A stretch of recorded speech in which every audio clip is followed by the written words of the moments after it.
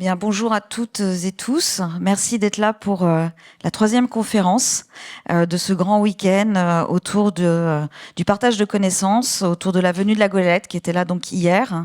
Et c'est donc la troisième conférence. Aujourd'hui, nous allons discuter d'engagement, car c'est un mot qu'on entend souvent. Mais qu'est-ce que l'engagement aujourd'hui? Quel sera notre engagement, votre engagement dans le futur? Eh bien, nous allons avoir cette réflexion-là avec nos intervenants aujourd'hui. Et donc j'appelle Alexandre, voilà, qui va prendre la main et modérer cette conférence. Bonjour à toutes et à tous, je suis donc Alexandre. Et je voudrais vous proposer, pour ouvrir notre après-midi collectif de réflexion, une citation du plus grand philosophe du XXe siècle, Jean-Yann.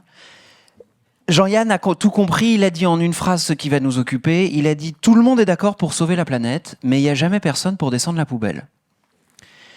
Et cette phrase explique très bien ou montre très bien notre ambivalence collective face à l'engagement en faveur de la planète et du vivant. On y entend toute la distance entre le déclaratif, ce que nous disons que nous sommes prêts à faire, et l'effectif, c'est-à-dire ce que nous faisons réellement. On y discerne également la difficulté à définir qui doit et qui peut s'engager. Une étude très récente du mois dernier de l'ADEME montre d'ailleurs très bien notre ambivalence face à l'engagement. On y apprend que 83% des Français considèrent que la population dans son ensemble consomme trop. Mais quand on demande « et qu'en est-il de votre ménage ?», seulement 28% des gens constatent qu'ils consomment trop. En d'autres termes, ça c'est une étude Kantar de 2023 qui nous le dit, il y a 74% des Françaises et des Français qui disent déjà agir pour la planète, mais 84% d'entre eux qui jugent que les autres n'en font pas assez. Du coup, au fond, ce qu'on voit bien, c'est que la question de l'engagement, elle est fondamentalement dérangeante. Elle nous met face à nos responsabilités, à nos faiblesses et à nos doutes aussi, qu'ils soient individuels ou collectifs. Parce qu'au fond, si tout le monde était engagé autant que nous le pressentons ou que nous le supposons, alors dans ce cas-là, peut-être que nous ne cesserions année après année de battre le record d'émissions de gaz à effet de serre. Parce que si nous sommes déjà au maximum de notre engagement, il va être très compliqué de comprendre que nous venons de vivre hier la journée la plus chaude jamais observée en France avant le 15 avril. Hier, il faisait jusqu'à 30 degrés en Alsace. Alors, faut-il y voir l'impasse des actions qui ne reposeraient aussi que sur la somme des engagements individuels quand on sait que 57 gros industriels qui sont responsables de 80% des émissions de CO2 depuis 2016. Alors vous voyez le colibri, tout ça, mais continuez à trier vos déchets, c'est important. Face à l'urgence d'atténuer le changement climatique et d'enrayer la chute du vivant, nous devons donc trouver, tous et toutes, les moyens, les méthodes et les leviers pour que le plus de gens et le plus d'acteurs publics et privés possible en fassent davantage. Alors, quelle forme d'engagement pour passer ensemble de l'intention à l'action? Nous avons toute cet après-midi pour trouver collectivement les réponses. Je dis collectivement parce qu'évidemment, une après-midi sur le thème de l'engagement où nous nous compterions ici de vous parler à vous qui êtes là, ce serait quand même complètement con. Nous allons donc passer l'après-midi à dialoguer tous ensemble. Et si, du coup, vous voulez participer à nos débats, si à un moment vous souhaitez réagir, répondre ou apporter un complément à ce que nous diront nos invités, faites-le très librement. On a des micros pour vous. Vous pouvez même le faire a cappella si vous le voulez. Et pour commencer, je vous propose de faire un point d'ailleurs sur nos engagements collectifs et respectifs de ce que nous sommes prêts et prêtes à faire ici pour préserver l'habitabilité de la planète. Je vous invite donc à sortir vos téléphones, ce qui est assez rare pour une conférence, mais allez-y, faites-le. Avec votre téléphone, vous allez flasher le QR code qui va s'afficher juste derrière moi. Et ce QR code va vous amener sur une plateforme où il vous sera posé 4 questions. Sachez qu'il y a un réseau Wi-Fi au MUCEM auquel vous avez librement accès. Ce réseau s'appelle MUCEM Free Wi-Fi. Cette application va vous poser 4 questions. Ces questions n'ont pas de portée scientifique. Il ne s'agit pas pour nous d'apporter un éclairage sociologique à qui est présent dans cette salle, mais nous voulons savoir, d'ores et déjà, comment vous vous placez vis-à-vis de ce thème. La première question est donc, sur une échelle de 0 à 10, quel est votre niveau d'engagement pour la transition écologique? C'est-à-dire, au fond, la perception que vous avez de votre engagement. Nous avons une deuxième question pour vous. Cette deuxième question, vous l'avez vue sur l'application, vous allez la voir également derrière moi. C'est quel a été, ou quel pourrait être, le moteur de votre engagement. Il y a une liste, évidemment, celle-ci n'est pas exhaustive, mais nous voulons savoir si l'envie d'agir face aux constats scientifiques, si un rapport personnel au changement climatique, si éventuellement la peur, ou si sociabiliser autour d'une action positive pourrait vous donner envie de vous engager, ou de le faire même davantage, sachant qu'il y a également d'autres propositions, le respect de la nature, la culpabilité, le fait d'avoir des enfants et de vouloir pour eux un monde durable et meilleur, l'humanisme, ou une catégorie un peu plus vaste, si vous ne retrouvez pas parmi ces propositions les raisons de votre engagement. Et avant-dernière question, où là, il n'est plus question du moteur de votre engagement, mais éventuellement des renoncements que celui-ci serait amené à occasionner dans vos vies. La troisième question est donc, pour participer à la protection de la planète, seriez-vous prêt ou prête à ne plus jamais manger de viande, payer l'essence encore plus cher, à vous engager en politique, à ne plus acheter que des vêtements de seconde main, ou rejoindre une association locale? Oui. Alors, si vous faites déjà tout ça, dans 10 minutes, vous nous racontez tout ce que vous faites.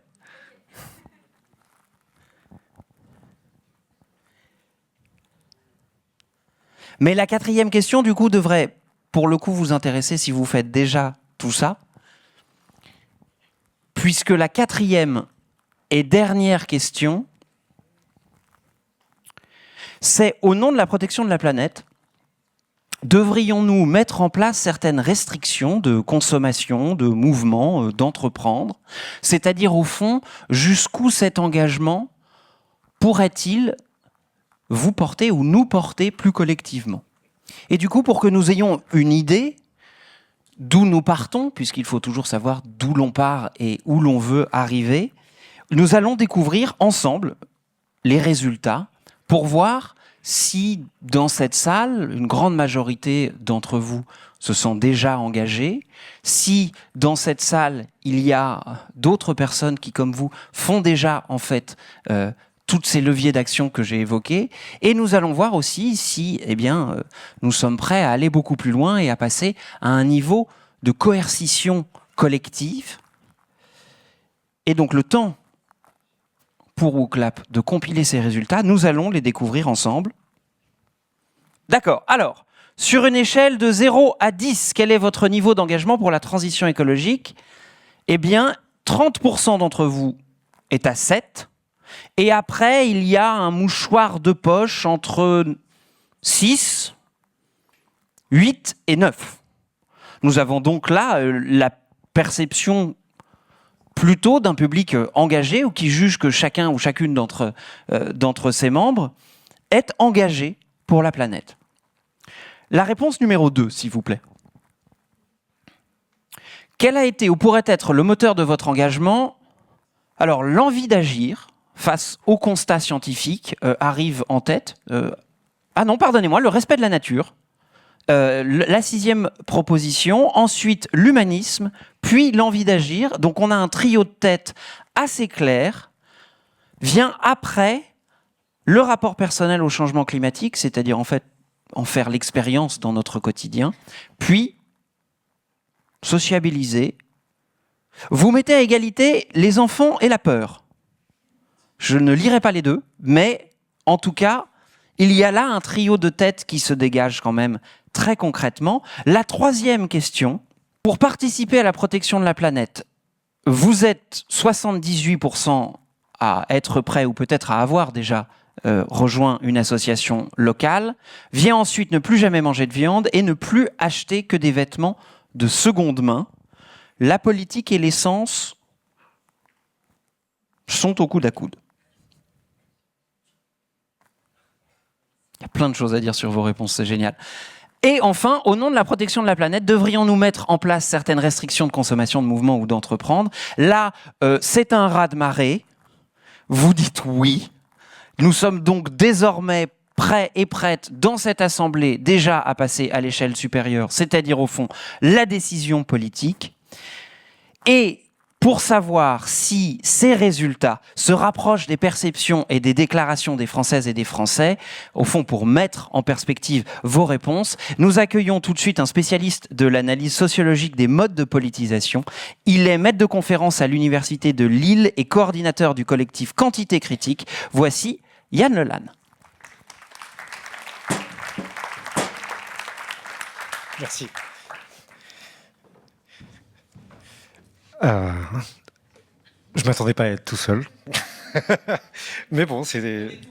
Oui, mais c'est ça. Du moment que vous restez avec moi, là, en soutien, c'est le principal. Merci beaucoup. Je voudrais remercier l'association Tara Océan pour l'invitation.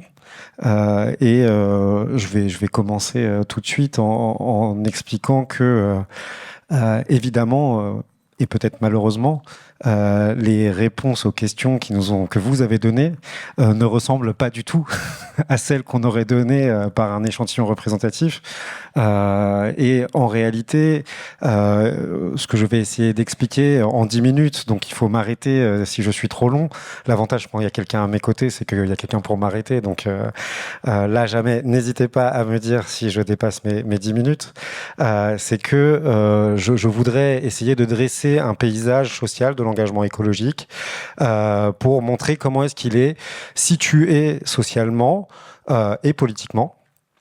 Alors, ça peut avoir un côté un petit peu désespérant, parce que situer socialement et politiquement l'engagement écologique, c'est aussi montrer les limites de cet engagement, montrer comment est-ce qu'il est segmenté du point de vue du genre, du point de vue des classes sociales, du point de vue des idéologies qui traversent le pays.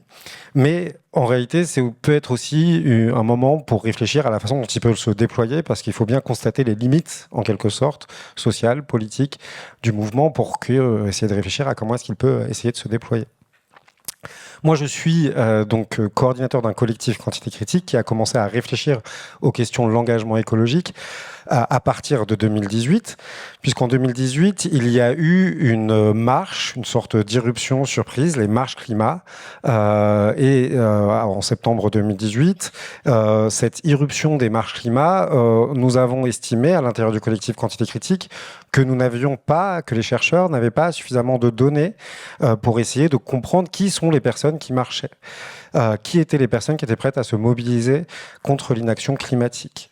Il y avait deux lignes de lecture principales qui traversaient le traitement médiatique, pour le dire vite, des marches. Et c'est un bon indicateur, les marches, parce que c'est le dernier moment dans lequel il y a eu des mobilisations comme ça, massives de personnes. Ça permet d'avoir une sorte de vue avec la pétition, l'affaire du siècle, comme ça, ce qui a été aussi bien documenté sociologiquement sur qu'est-ce qui se passe lorsque le mouvement écologique arrive à agréger parfois jusque des centaines de milliers de personnes. Bon, quelle était la lecture qui a émergé en 2018? Il y avait cette idée dans les médias que finalement les marcheurs étaient des personnes venues un peu de tous les courants sociaux qui interpellaient à partir d'une posture éthique les responsables politiques face à leur irresponsabilité. Donc ça, c'était la première, une sorte de lecture citoyenniste dans laquelle finalement il y aurait une indétermination des courants idéologiques qui traversaient le recrutement des marches. Et donc, c'est la première lecture qui s'est imposée. Et ensuite, quand le mouvement des grèves climat qui est arrivé en France après les marches intergénérationnelles en mars 2019 a commencé à se développer, il y a eu une lecture générationnelle dans laquelle on a considéré que finalement, ceux qui se mobilisaient à partir de mars 2019, c'était d'abord des jeunes qui interpellaient à la fois l'irresponsabilité des générations précédentes et l'irresponsabilité rigidité des responsables politiques qui refusaient d'écouter les scientifiques. Nous, ce qu'on a cherché à faire, c'est un travail assez, par certains aspects, qui peut avoir un côté ennuyeux, mais dont on espère que les résultats sont utiles, c'est essayer de caractériser qui étaient les personnes qui marchaient soit dans les marches intergénérationnelles, soit dans les marches jeunes, parce que ça nous a semblé un mouvement, grosso modo, du côté des sociologues, il y avait une sorte d'appétit pour l'analyse des pratiques très déterminées, ZAD, occupation, etc. Et on estimait on manquait d'informations sur ces mouvements de masse. Bon, la première chose que je peux dire, et vous y attendez, ça va pas être une grande surprise, mais il faut quand même réfléchir à ça, c'est que je vais présenter 3 points très rapidement, les caractéristiques sociales, les caractéristiques politiques, et ensuite les modes d'engagement, en espérant que j'ai le temps de tout présenter. D'un point de vue social, qui sont les marcheurs? Alors là, vous y attendez, malheureusement, c'est une sorte de mauvaise conscience qui traverse le mouvement. Les marcheurs, ce sont des personnes qui ont, en général, qui sont la plupart du temps, jusqu'à 50% des marcheurs sont membres du groupe des cadres, donc ce sont des membres du salariat à un niveau en moyen largement supérieur au reste de la population française, avec... Et il faut le préciser de ce point de vue-là. En général, par contre, parce qu'on a tendance à dire que c'est un groupe élitaire, mais en réalité, c'est un groupe qui possède en général un plus fort niveau scolaire que le reste de la population française, mais pas forcément des niveaux de richesse économique incroyables. Donc d'un point de vue social, on a affaire à des personnes qui sont fortement dotées en capital symbolique et en capital scolaire, mais qui sont en général pas extrêmement sur des niveaux de richesse économique extrêmement importants. Il y avait une question qui était, est-ce que, donc tout le mouvement, ça c'est les chiffres qu'on a construits sur le mouvement de 2018-2019, sur les marches intergénérationnelles. Lorsque les grèves climat arrivent à partir de mars, il y a une question, c'est est-ce que le mouvement jeune va réussir, puisqu'il y a eu un énorme investissement dans le fait de réussir à développer ces marches climat en France, investissement politique, est-ce que le mouvement jeune va réussir à franchir ces barrières sociales? En réalité, non. Même ce qu'on s'aperçoit, c'est que le mouvement jeune, en mars 2019, il va en quelque sorte redoubler les barrières sociales des personnes mobilisées, parce que ceux qui sont mobilisés, ce sont en général des fils de cadres. D'un point de vue scolaire, donc on est sur des marches de lycéens et d'étudiants surtout des profils généraux, quasiment pas de filière professionnelle, quasiment pas de filière technique à l'intérieur des marches, un très fort taux d'enfants de fils de cadres et de filles de cadres. En moyenne, la proportion dans les marches, ça c'est la même pour les marches jeunes et pour les marches intergénérationnelles, c'est 60% de femmes, 40% d'hommes à l'intérieur de ces mobilisations. Donc, on peut considérer que les marches jeunes n'ont pas changé la donne, n'ont pas réussi socialement à franchir en quelque sorte les frontières sociales qui étaient celles à l'intérieur du mouvement climat. Mais on a quelques changements entre les deux qu'on a repérés. Les chiffres sont disponibles dans des articles scientifiques. Il y avait la présence à l'intérieur des marches, et il y a la présence à l'intérieur des marches générationnelles, non pas forcément de groupes populaires, mais de groupes de professions intermédiaires, très féminins, issus des professions du care, des professions de l'éducation, avec des salaires pas très élevés, qui participent quand même activement, qui sont une minorité très mobilisée à l'intérieur des marches générationnelles. Tous ces profils-là, les enfants de ces profils-là, qui sont des profils sociaux pas forcément très dotés d'un point de vue économique, on ne les retrouve pas à l'intérieur des marches jeunes. Donc c'est pour ça qu'il y a une dimension où quelque part, les marches jeunes ont réussi à intensifier pendant un temps la participation des fractions de classe qui étaient déjà dans la mobilisation, mais il n'y a pas eu d'hétérogénéisation, il y a eu même parfois une sorte d'assèchement des profils les moins bien dotés économiquement à l'intérieur des marches. Idéologiquement, qui sont les personnes mobilisées? Là, à nouveau, on retrouve des formes de régularité qui sont très fortes et qui sont les mêmes entre les marches jeunes, ou qui sont très proches entre les marches jeunes et les marches intergénérationnelles, c'est-à-dire un très fort ancrage à gauche. La première marche intergénérationnelle qu'on étudie, en réalité, par leur vote ou par leur auto-affiliation, plus de 80% des manifestants considèrent qu'ils appartiennent à la gauche politique. Alors ça, c'est soit parce qu'ils s'auto-affilient à gauche, soit parce qu'ils votent au moment des échéances politiques pour un candidat de gauche. Donc, quelque part, on parle souvent de la segmentation sociale, de l'activisme climatique, mais on oublie qu'il y a quelque chose d'extrêmement fort qui s'approfondit au fur et à mesure des années, un fort ancrage et un fort lien du mouvement climat ou des militants climat avec la gauche politique. On s'aperçoit par exemple que pour les marches jeunes, le fait de participer à la marche jeune est très déterminé par le fait d'avoir des parents qui s'auto-affilient eux-mêmes à gauche ou très à gauche. Donc il y a une double sectorisation et on s'aperçoit que, contrairement à ce qu'on pense, notamment la plupart du temps, parce que les marches étaient souvent présentées comme une démarche éthique en transcourant, et d'un point de vue politique, c'est avec cette intention-là qu'elles sont organisées, mais il n'empêche qu'il y a en quelque sorte des ressources idéologiques qui sont nécessaires pour participer à ces marches, et l'ancrage à l'intérieur de la gauche en fait partie. Après, et je terminerai là-dessus pour ouvrir le débat, il y a à l'intérieur des marches deux flancs, tout le monde ne s'engage pas de la même manière et tout le monde ne propose pas forcément les mêmes perspectives, et ça je crois que on peut le retrouver en quelque sorte, quelles que soient les manifestations et les modalités d'action qu'on étudie, que ce soit la pétition, les marches ou en tout cas les mobilisations dans lesquelles il y a de très larges mobilisations en nombre. Il y a en quelque sorte deux flancs à l'intérieur des marches. Les marches et le mouvement écologique, c'était parfois un carrefour d'options stratégiques, d'options idéologiques différentes.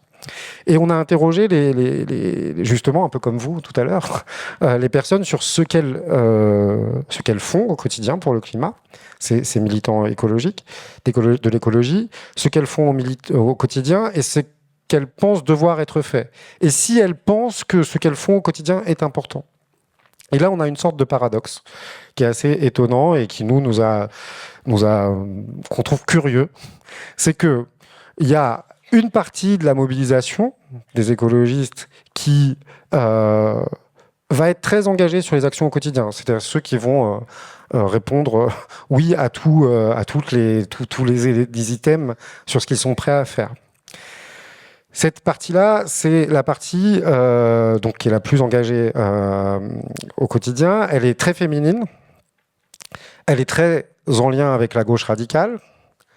Et paradoxalement, lorsqu'on l'interroge sur est-ce que c'est important ce que vous faites au quotidien, ils vont avoir tendance à répondre non.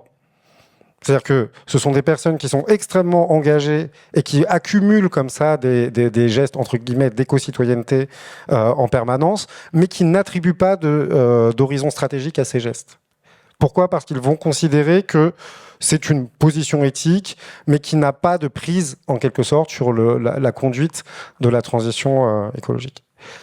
De l'autre côté, on a un flanc qui va considérer, lui, que donc plus masculin, moins en lien avec la gauche politique, et qui est souvent plus haut socialement. Le premier pôle est en général moins fortement doté économiquement, qui lui va considérer que les gestes du quotidien sont absolument décisifs, mais par contre ne va pas les pratiquer. Et donc il y a une sorte de paradoxe qui est qu'à l'intérieur des marches climat, plus vous croyez que c'est déterminant de s'engager au quotidien, moins vous le faites. Pourquoi ? Parce que en réalité, ce qui préside à l'action militante pour l'écologie, ce n'est pas est-ce que l'on croit en l'efficacité de ce que l'on fait, c'est une détermination de genre, qui est que d'abord, pour pratiquer un certain niveau d'engagement, il faut être une femme, et c'est beaucoup plus rare de trouver des hommes, même s'ils se surdéclarent, ne croyez pas les hommes lorsqu'ils vous disent qu'ils font des tâches ménagères ou qu'ils font des gestes éco-citoyens. En réalité, ils ont toujours tendance à survaloriser ce qu'ils font. Je suis bien placé pour le savoir. Donc, y compris, ça pose un problème parce que même leur déclaration est surévaluée par rapport à ce qu'ils font en réalité. Mais il faut donc être plutôt un homme, plutôt membre on est sur un recrutement social très haut, mais avec des niveaux, en quelque sorte, plutôt membres des professions intermédiaires plutôt qu'être cadre, donc, et très entré au sein des courants politiques de gauche radicale. Donc, ce qui fait qu'on a ce qui nous a amené à dire que, quelque part, le cœur, certes, on avait une mobilisation écologique qui souvent est sur des indicateurs de diplôme, de revenus supérieurs à la moyenne, mais que le cœur mobilisé de ce mouvement, ce sont souvent des femmes des professions intermédiaires et qu'elles peuvent potentiellement constituer un vecteur de déploiement vers une diversification sociale du recrutement des écologistes. Si j'ai 2 minutes... Est-ce que j'ai 2 minutes? Puisque je suis seul à bord, je continue. La question de comment est-ce qu'on franchit les barrières sociales. Je reviendrai peut-être sur les barrières idéologiques, parce que c'est les plus dures dans la discussion, mais il y a une sorte d'antise. Moi, je vais continuer là. Donc, il y a une sorte d'antise dans le mouvement écolo, qui est d'être, comme le mouvement écolo est sans arrêt assigné à une identité de bobo, vous connaissez tout ça. Et une mauvaise conscience et cette volonté d'essayer de trouver une diversification des profils sociaux qui participent aux actions. En réalité, de ce point de vue-là, il y a évidemment un défi incroyable, mais la période qu'on a étudiée est intéressante parce que c'était en même temps la période dite des Gilets jaunes. Et alors, il y a beaucoup de choses qui ont été dites sur les Gilets jaunes, mais il y a une intelligence très forte qui a été développée à ce moment-là entre les deux mouvements, alors que tout était fait pour que finalement ils apparaissent comme des mouvements concurrents. Ça a été très commenté pour montrer qu'il y avait des formes de complémentarité. Dans l'action, il y a eu très peu de moments où en réalité, il y a eu une convergence pratique. Par contre, du point de vue de l'ajustement des plateformes, les choses ont été très très loin en termes d'intelligence pour faire apparaître que le mouvement des Gilets jaunes n'était pas forcément anti-écolo et que le mouvement écolo n'était pas un mouvement, le mouvement climat n'était pas opposé aux classes populaires. Simplement, pour donner une ligne malgré tout pour savoir comment est-ce qu'on peut franchir les barrières, parce que dans l'action, en réalité, il s'est pas passé de choses de convergence pratique. Il y a une étude menée par l'université de Grenoble qui est très intéressante sur les gilets jaunes et qui montre que lorsqu'on interroge les gilets jaunes sur votre dernière question, est-ce qu'on est prêt à aller, non pas sur, alors moi j'aime pas, pas forcément restriction, mais sur de la régulation dure, c'est-à-dire avec des systèmes dans lesquels, législatifs, dans lesquels, voilà, celle-là. Voilà. Alors évidemment, les gilets jaunes ne répondraient pas à ce niveau-là.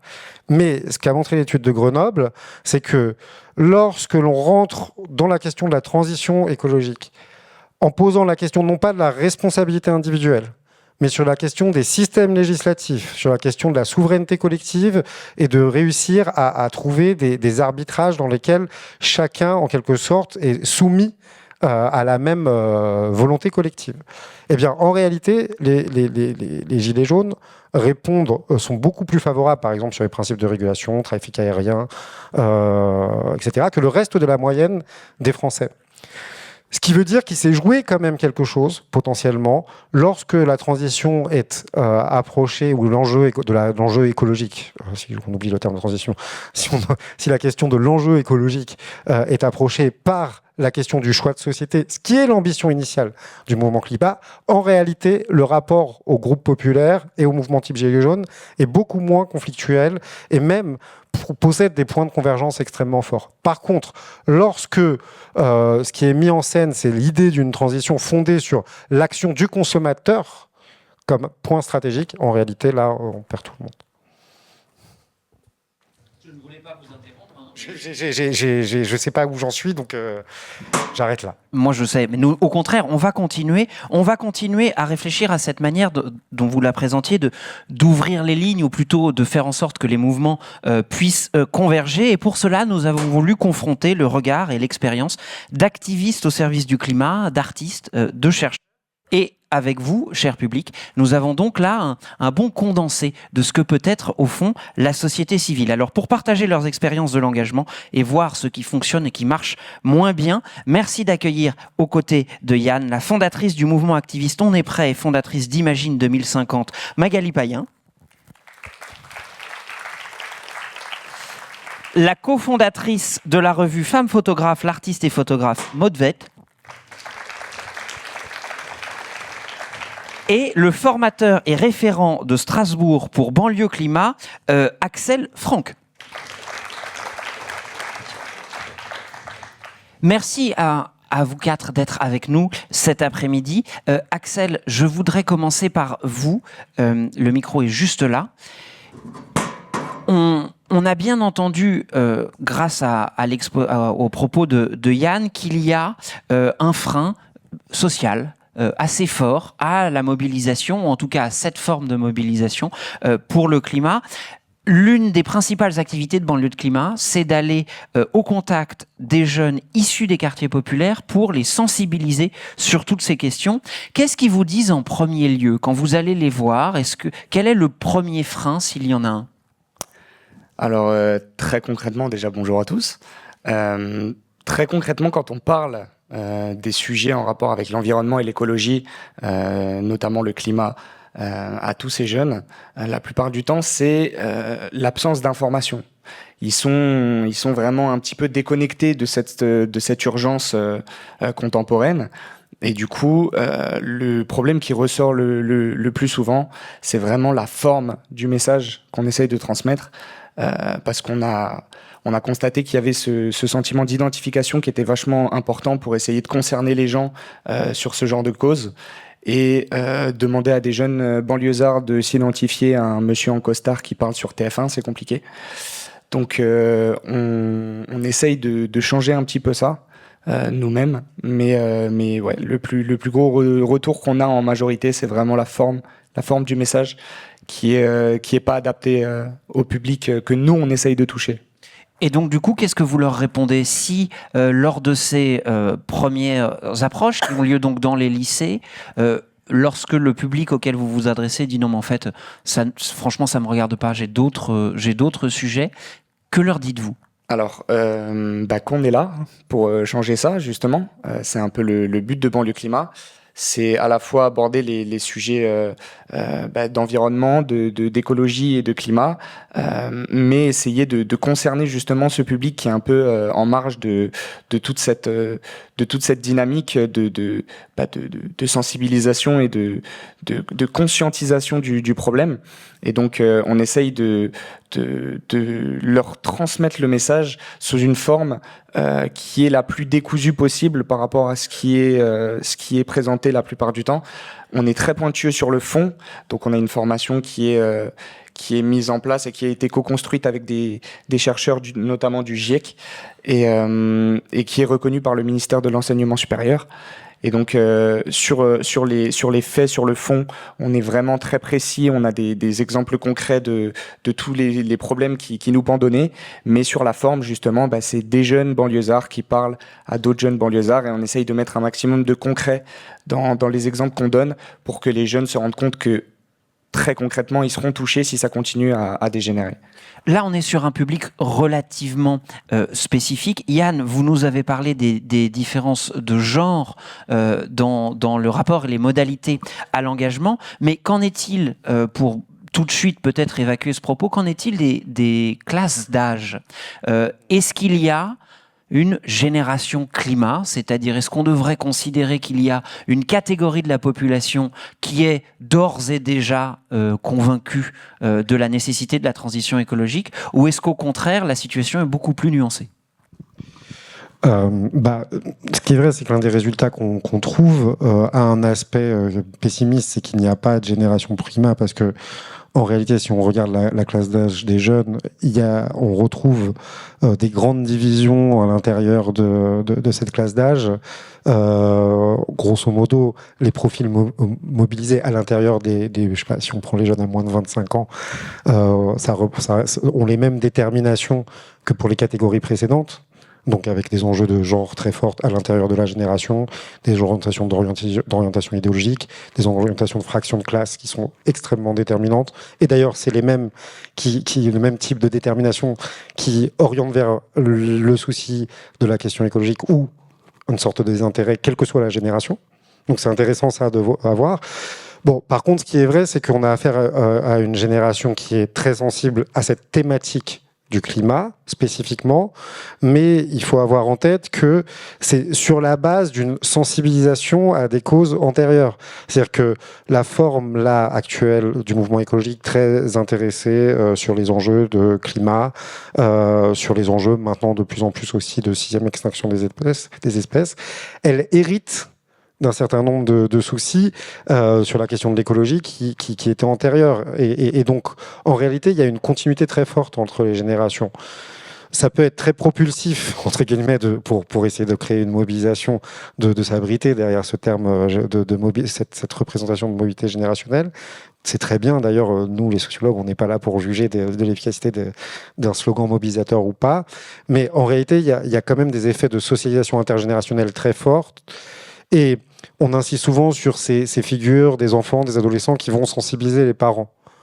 C'est vrai, ça existe, mais c'est possible parce que ces enfants ont eux-mêmes reçu un certain nombre de sensibilisations. Donc, faut cette espèce de croyance dans la socialisation inversée, entre guillemets, parce qu'on s'aperçoit que sur certains thèmes, effectivement, il peut y avoir un retour et une influence des enfants, des adolescents, des jeunes, mais elle ne prend place que dans certaines familles, très un profil familiaux aujourd'hui. Et d'où l'enjeu du travail, de comment est-ce qu'on l'étend par-delà cette segmentation. Justement, là j'ai un exemple très concret pour rebondir sur ce que Yann a dit.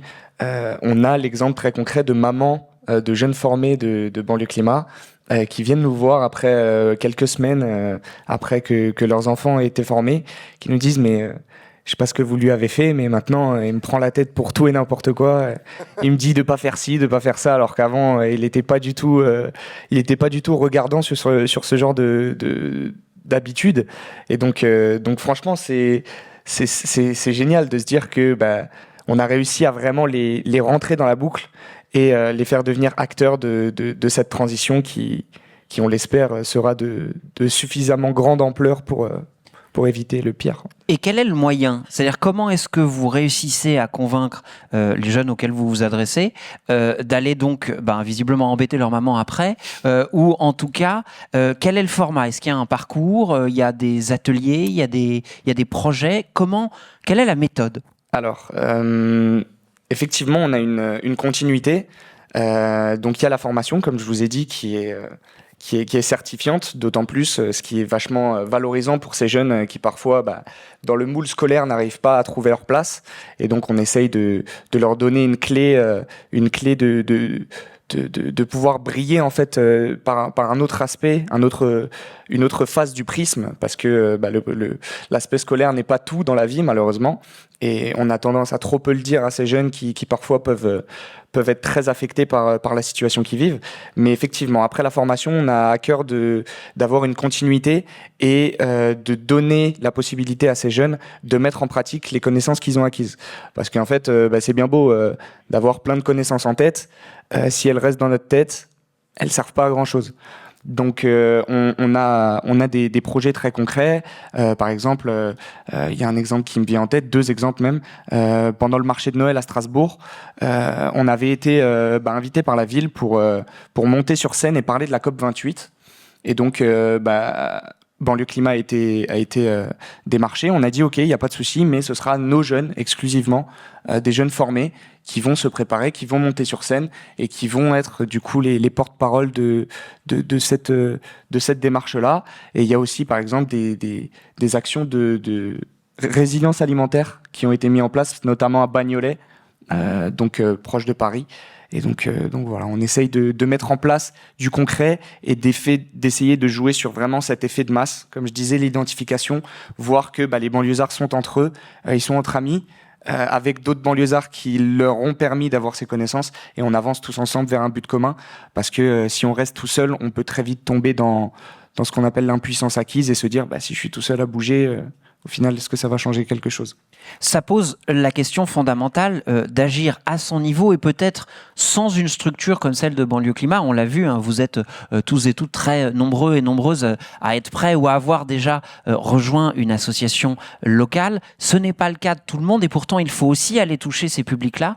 Magali Payen, c'était un des buts de la campagne On est prêt, c'était de pouvoir engager un public très large avec des points de contact qui ne sont pas aussi spécifiques que les visites de banlieue climat dans les lycées.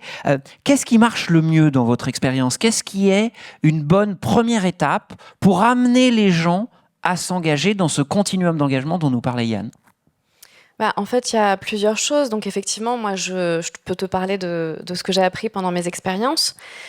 Donc effectivement, la toute première expérience, c'était la toute première campagne On est prêt en 2018, qui était 1 mois de défi pour le climat de manière crescendo, vider sa boîte mail, arrêter les bouteilles en plastique, diminuer la viande, etc. Et lors de cette première campagne, on avait embarqué au départ 15 influenceurs qui sont devenus 70 puis 130 au cours du mois de défi. Et ce qu'on a remarqué, pourquoi on est allé chercher ces influenceurs, très très différents les uns des autres? Eh bien, c'était pour toucher évidemment leur communauté. Parce qu'aujourd'hui, les jeunes regardent très peu la télé, et pour réussir à leur parler massivement, rien de mieux que de passer par les réseaux sociaux et leur rôle modèle. Donc, dans cette campagne, ce qu'on a appris, c'est que le collectif a une force phénoménale et qu'en fait, à partir du moment où on arrive à embarquer un petit noyau de personnes très motivées, puis un deuxième cercle, et bien à partir de ce moment-là, il se passe un effet FOMO, Fear of Missing Out, c'est-à-dire que ceux qui n'en faisaient pas partie, les influenceurs, les sportifs, etc., ont rejoint spontanément le mois de défi sur leur réseau et c'est comme ça qu'on a fini à 130. Donc chaque influenceur sur l'ensemble du mois devait porter lui-même un défi sur tout un mois, par exemple ne pas manger de viande pendant tout le mois, être 0 déchet, etc. Et donc il s'agissait surtout de se montrer en tant que en train de faire plutôt que d'en parler et de faire la leçon. Donc ça, c'est une règle importante aussi, c'est surtout ne pas culpabiliser, en partant du principe qu'on est tous pleins de paradoxes et qu'on devrait tous se sentir légitimes. Je m'explique. Ces deux sujets, en fait, nous sont très très souvent remontés par les influenceurs qui nous disent « mais moi, je suis pas parfait, je consomme, j'ai travaillé avec des marques dans le passé, je vais pas si je parle d'écologie, je me fais complètement bâcher par ma communauté. » Et en fait, sur ce sujet-là, l'important, c'est quand même de rappeler que personne n'est parfait sur Terre. Je veux bien que s'il y a une personne ici parfaite dans la salle, qu'elle lève la main.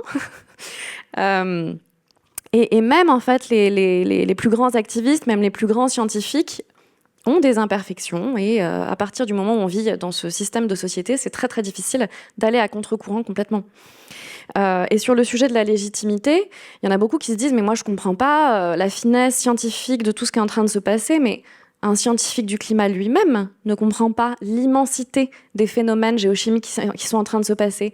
Et un scientifique du climat ne maîtrise pas ce qui est en train de se passer en termes de biodiversité. Donc, à partir du moment où vous êtes vivant, à partir du moment où vous habitez cette planète, vous êtes légitime pour en prendre soin. Après, dans les autres apprentissages,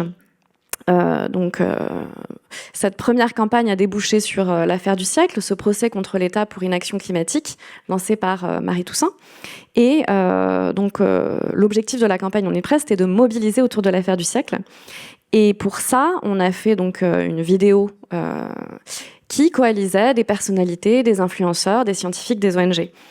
Et le fait de montrer cette coalition complètement inédite et de redonner le pouvoir aux citoyens, ça a complètement cartonné. La vidéo a fait plus de 20 millions de vues et c'est comme ça qu'on est arrivé aux 2,3 millions de signatures de la pétition.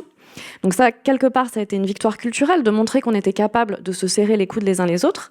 Et dans la foulée de ça, le discours du gouvernement, ça a été de dire « mais regardez, on fait déjà ce qu'on peut, mais quand on essaye de faire passer des mesures, on a les gilets jaunes dans la rue ». Donc en fait, il y a deux France qui s'opposent. On n'a pas été d'accord avec ce discours. Et donc avec Mathilde Imer, qui avait travaillé avec moi sur la première campagne On est prêt à l'affaire du siècle, on a décidé d'œuvrer à une convergence entre une partie des gilets jaunes et des écolos. Et ça a été beaucoup plus facile que ce qu'on imaginait. Et le fait, en fait, d'aboutir à cette convergence assez rapidement, je vous donne un exemple, François Boulot, figure des Gilets jaunes, est venu marcher aux côtés des ONG de l'affaire du siècle lors de la marche du siècle. On a aussi organisé une rencontre entre Cyril Dion et Priscilla Ludowski, grande figure des Gilets jaunes, dans les médias, et qui allait dans le même sens. Et ça nous a permis, on a aussi lancé un sondage qui montrait qu'à partir du moment où les mesures écolo étaient justes et démocratiques, elles pouvaient être adoptées largement. Et ça nous a permis, en fait, de faire passer le récit que la transition écolo devait être socialement juste et démocratique. Et c'est ce qui a permis de négocier la Convention citoyenne pour le climat. Et je vais peut-être terminer là-dessus. L'apprentissage de la Convention citoyenne pour le climat, c'est que le tirage au sort, la démocratie délibérative, le fait de faire travailler ensemble des citoyens qui représentent une mini-France pendant plusieurs mois, c'est super efficace. C'est vraiment la clé pour résoudre nos problèmes de démocratie, et c'est pour ça que ça a été répliqué dans plein d'endroits, des territoires, d'autres pays, etc. Et donc pour embarquer largement, moi je crois profondément aussi qu'il faut réviser nos processus démocratiques de cette manière-là. Et dans une forme de vie quotidienne, on entend les structures que vous évoquez, mais vous évoquez aussi, à juste titre, l'autoprocès que l'on se fait parfois en illégitimité ou en manque de connaissances scientifiques. Il y a parfois un autre discours qui s'oppose à celui de l'engagement, qui est celui d'un public qui ne veut pas s'engager, ou alors qui ne comprend pas pourquoi on devrait le faire, c'est-à-dire des gens qui seraient rétifs à un discours, par exemple, de la préservation du vivant. Comment est-ce qu'on peut aborder ces publics-là? C'est-à-dire, vous nous dites, dans le cadre de la Convention collective pour le climat, tout le monde peut s'emparer de ces sujets, mais c'est un processus assez long et très cadré. Comment, lorsque l'on veut démultiplier les engagements autour de soi, comment répondre ou approcher celles et ceux qui, en gros, disent, écoutez, franchement, vos trucs écolos, là, pas pour moi. C'est la version très polie. Alors, moi, je suis très gramsciste dans l'âme, c'est-à-dire que je crois beaucoup à l'importance de la culture et des récits, et que la culture fait le lit ensuite de ce qui se passe dans les bureaux de vote. Et ce à quoi je tente d'œuvrer plus massivement, en fait, c'est une forme de révolution culturelle où on aurait envie de vivre différemment, où on considérerait comme un art de vivre le fait de ne plus tant consommer, mais privilégier les abondances de liens plutôt que les abondances de biens, et où on serait dans une société de l'être plutôt que du paraître et de l'avoir. Et pour ça, donc j'ai aussi créé une société qui s'appelle Imagine 2050 et qui a vocation à accompagner les leaders culturels. Et pour vous donner quelques exemples de ce qu'on a pu faire, on a travaillé avec les scénaristes de Plus belle la vie pendant plusieurs mois. Et en travaillant avec eux, ça nous a permis de toucher tous les jours 3 à 4 millions de personnes via soit les histoires qui étaient dans la série, soit au second plan, les comportements des personnages et les valeurs qu'ils portaient. Donc, quand c'est au second plan, comme ça, quand c'est pas au cœur de l'histoire, c'est ce qu'on peut appeler de la pédagogie clandestine. Et là, je sors d'une résidence avec des influenceurs, et je vais vous donner une anecdote. C'est qu'il y en avait, il y avait l'une de ces influenceuses qui disait « Oh là là, moi j'ai une phase clémentine, je mangeais des clémentines tout le temps, et j'en mangeais dans mes stories. » Et puis là, j'ai des dizaines de parents qui ont commencé à m'écrire et à me dire « Ah merci de manger des clémentines, parce que du coup, maintenant mes enfants n'arrêtent pas d'en manger. » Et là, elle s'est rendue compte de l'influence incroyable qu'elle pouvait avoir sur sa communauté. Elle s'est dit « Oh là là, mais il faut que je fasse attention et que je sois méga responsable. » Et quand on étudie la psychologie, en fait, on se rend compte que c'est beaucoup plus efficace, effectivement, de montrer, d'incarner, d'avoir une forme d'exemplarité tout aussi imparfaite soit-elle, plutôt que de forcer un message, d'être dans le prosélytisme et dans un discours didactique. On parle là donc d'une pédagogie un peu masquée. Il y a aussi des manières moins masquées de faire voir ce réel. Maud, c'est notamment l'objet de ce travail. Vous rejoignez Magali dans cette idée d'incarner, de faire voir. C'est le but d'ailleurs de vos résidences et sur Tara et sur l'Aquarius. C'est l'idée de pouvoir dire aux gens, voyez le monde réel. Peut-être que c'est comme ça que vous pourrez vous engager. C'est ça l'idée du travail? Alors, bonjour à tous et toutes. Voyez le monde réel, je sais pas, mais voyez le monde, je propose de porter un regard. Donc, je sais pas si c'est le monde réel, mais en tout cas, c'est une autre version que peut-être l'information brute qu'on reçoit. Et donc, oui, est-ce que ça peut inspirer? C'est l'idée aussi. Je me perds un peu dans la question. Est-ce que ça permet aussi de toucher celles et ceux qui ne voudraient pas comprendre? Ah oui. Ça, c'est une vraie question d'accéder à des publics qui, a priori, n'ont pas envie de voir ce dont on parle. Je pense que c'est très compliqué. Moi, je me suis beaucoup posé la question en tant que photographe et notamment en montant la série que j'ai faite à bord de l'Aquarius, donc sur les sauvetages en mer qui ont lieu en face de la Libye. C'est comment parler de la migration, comment montrer la migration. Au-delà de la responsabilité de l'artiste, de qu'est-ce qu'on montre, c'est comment le montrer et le raconter à des gens qui n'ont pas envie d'en entendre parler. Je pense que pour ça, comme tu disais, les réseaux, c'est incroyable quand même. C'est un outil de faire passer les idées et de faire voir des images au plus grand nombre. Et après, comme je reparle moi, j'avais une exposition itinérante. Du coup, l'idée, c'était de la présenter dans des lieux de passage. C'est-à-dire dans des mairies, dans des facultés, dans des maisons de quartier, et surtout pas dans des galeries, en fait, où justement la galerie, c'est un endroit où il y a peu de gens qui rentrent, et il faut quand même se sentir légitime d'y rentrer. Mais voilà, peut-être d'interpeller le tout venant, et je pense que c'est une première possibilité d'interpeller, quoi.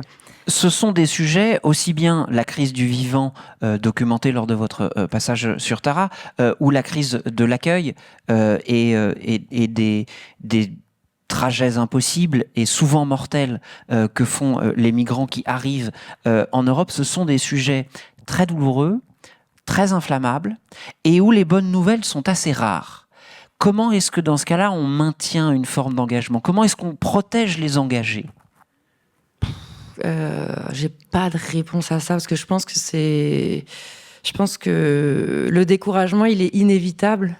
C'est dur par rapport aux lois qui arrivent, notamment les dernières lois immigration qui arrivent. Et sachant que ça fait depuis 2015, il y a des naufrages réguliers et qu'en fait, je pense que la situation est presque de pire en pire. Après, on peut essayer de quand même rendre les bonnes nouvelles. Essayer en tout cas de ne pas parler que des mauvaises. De montrer aussi la vie qui continue, d'essayer d'inspirer. Ça, c'est pareil sur Tara. Je pense qu'on va pas dire on va pas que répéter que le monde va mal, mais en tout cas, on va raconter aussi l'aventure humaine qu'il y a derrière, l'aventure scientifique, le partage des données. En fait, on va valoriser les notions positives et importantes de ces situations. Voilà. Magali, même question. Tous ces gens qui se sont engagés pour la première fois, peut-être avec On est prêt, qui ont tenu ces défis, comment est-ce qu'on les tient dans le temps? Comment est-ce qu'on fait pour que les engagés ne se découragent pas ou ne s'épuisent pas? Il y a des burn-out militants, c'est un phénomène qui existe. Comment est-ce qu'on s'en protège? Ça a été une question centrale en fait pour le mouvement et on y a réfléchi pendant très longtemps et on a enfin réussi il y a 2 ans à lancer une étude et un programme autour de l'éco-anxiété, ou bien plus largement des éco-émotions, qui s'appelle « Tu flippes, point d'interrogation, prendre soin de soi pour prendre soin du monde », et dont le propos était de dire si tu flippes, c'est complètement normal étant donné la gravité de la situation, l'inaction de ceux qui dirigent à la hauteur des enjeux, et si tu flippes, viens, on en parle, et ensemble, on transforme nos émotions en action et on devient une force immense. Et donc, on a beaucoup travaillé avec des psychologues, des sociologues, des médecins sur ce sujet, en fait, des émotions liées aux effondrements en cours. Et ce qu'on propose dans le programme, ça va peut-être vous sembler évident, mais c'est super important à mettre en place, c'est déjà d'exprimer ses émotions, de témoigner auprès de pairs qui vivent la même chose. Donc en fait, on a lancé des cercles de parole et on s'est rendu compte qu'il y avait un énorme besoin autour de ça. Donc ça permet non seulement de dire ce qu'on a sur le cœur, mais de se connecter avec d'autres personnes qui vivent en fait la même chose, parce que souvent les personnes peuvent être isolées dans leur éco-anxiété, avec un entourage qui ne comprend pas forcément, qui n'a pas le même niveau de lucidité. Donc voilà, donc parler, se connecter, à d'autres personnes. Passer du temps dans la nature, ça fait un bien incroyable et ça rappelle aussi pourquoi on se bat. Ensuite, il y a évidemment le sujet de l'action. Et donc l'action, ça peut être plein de choses différentes. Et là, c'est très important de discerner l'action juste pour soi. C'est-à-dire l'action qui va vous apporter du bonheur, dans laquelle vous allez vous régénérer. Faut pas que ce soit une action punition. Donc, il peut y en avoir plusieurs des actions. Mais l'enjeu, comme la situation est si complexe et si vaste, c'est vraiment de trouver l'endroit où vous allez effectivement trouver de la joie et de facto être plus efficace. Voilà, et oui, ce qu'on a vu aussi avec le psychologue Pierre-Éric Suttard qui a beaucoup travaillé là-dessus, c'est la nécessité de faire la différence entre la passion harmonieuse et la passion obsessive. Parce que ça, c'est souvent quelque chose qui peut se passer au début de la prise de conscience. C'est de se faire déborder potentiellement par cette éco-anxiété et de ne faire plus que ça, de ne penser plus qu'à ça. Or, il est très important de rester dans une forme d'harmonie et de poser des frontières, d'avoir des moments où on pense à autre chose. Et puis voilà, je crois. C'est déjà pas mal. C'est déjà un programme qui a l'air tout à fait crucial. Axel, j'ai la même question. Vous allez dans les lycées, vous tentez de convaincre le plus grand nombre possible de jeunes issus des quartiers populaires de se former au cours de vos ateliers. Comment est-ce que vous maintenez leur engagement là aussi ? Vous gardez un contact, il y a des groupes de parole, il y a un système de pair à pair. Comment on fait ? Nous, ce qui nous intéresse aujourd'hui, c'est d'essayer de faire en sorte que collectivement, on puisse vraiment faire avancer les curseurs de la transition écologique. Pour ça, il faut qu'il y ait le plus de gens possible engagés et le plus longtemps possible. Alors, comment faites-vous ? Alors, ça rejoint un peu ce que je disais avant. Vu qu'il y a ce principe d'identification qui, selon nous, est absolument vital pour maintenir une forme d'implication dans le mouvement, on essaye principalement de créer un lien humain avant tout. On n'est pas des professeurs qui viennent transmettre des informations et après rentrer tous chez vous et dans 2 semaines il y a contrôle. On essaye vraiment de créer des liens humains au-delà de ça, devenir vraiment un noyau d'action et former une entité, une seule et unique entité qui après va mettre en place des actions sur le secteur local ou même national. Donc, notamment là, le week-end dernier, il y a eu Libération qui nous a permis d'organiser pendant tout un week-end le Libé Tour à Paris, à l'Académie du Climat. Et donc, on a co-organisé le week-end avec Libération.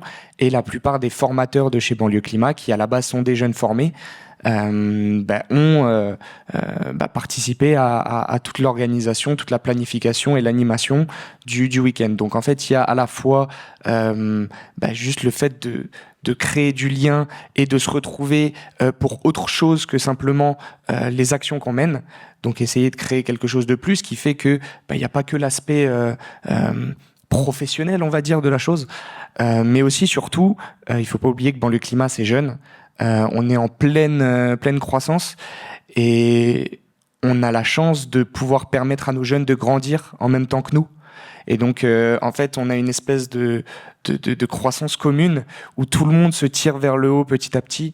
Et donc, je pense que pour l'instant, j'ai pas assez de recul pour répondre à cette question concrètement, parce que nous, c'est encore une espèce d'effervescence qu'il y a. On a l'impression que peu importe ce qu'on va faire, tout marche, en fait.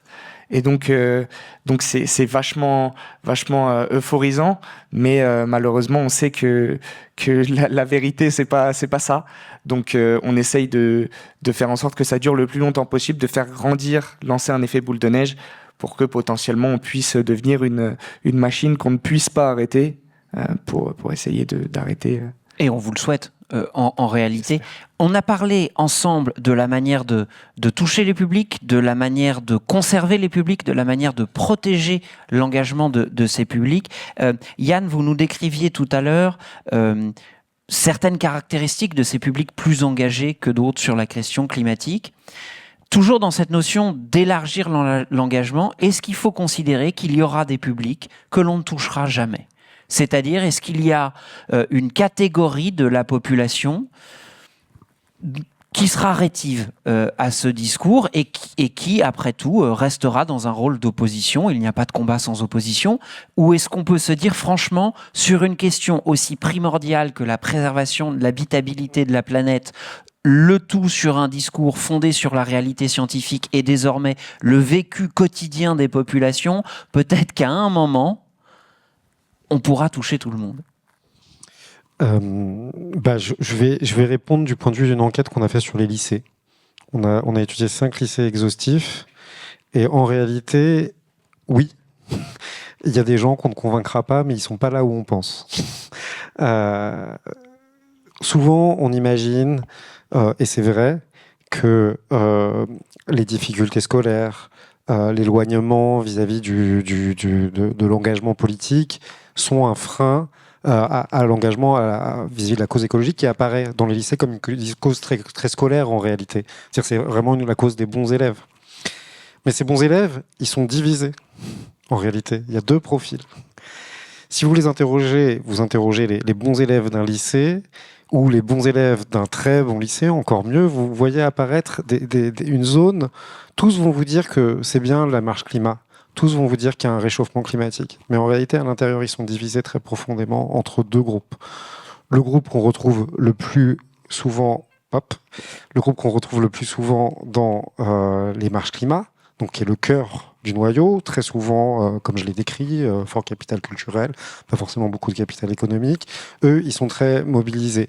Mais ils ont un groupe à côté qu'on a réussi à identifier au sein des lycées, qui est un groupe qui va répondre sur oui à la réalité de l'existence de la catastrophe écologique, qui va répondre oui au fait que parfois va se retrouver en situation de sympathie vis-à-vis des marches climat ou même vis-à-vis des actions écologiques, mais qui considère fondamentalement que il y a une solution technique à la crise écologique et que on va réussir à transitionner et qui en réalité est dans une sorte de tranquillité vis-à-vis de la cause écologique très profonde.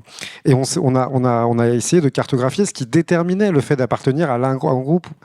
Et le premier facteur, on a déterminé, on changera le nom, je vais l'appeler temporairement le groupe des Prométhéens, j'aime pas trop le terme, mais bon, peu importe, mais un groupe qui va considérer en tout cas que même si elle a une réalité du changement climatique et de son origine humaine, l'humanité peut faire face à un système économique constant avec l'innovation technologique principalement.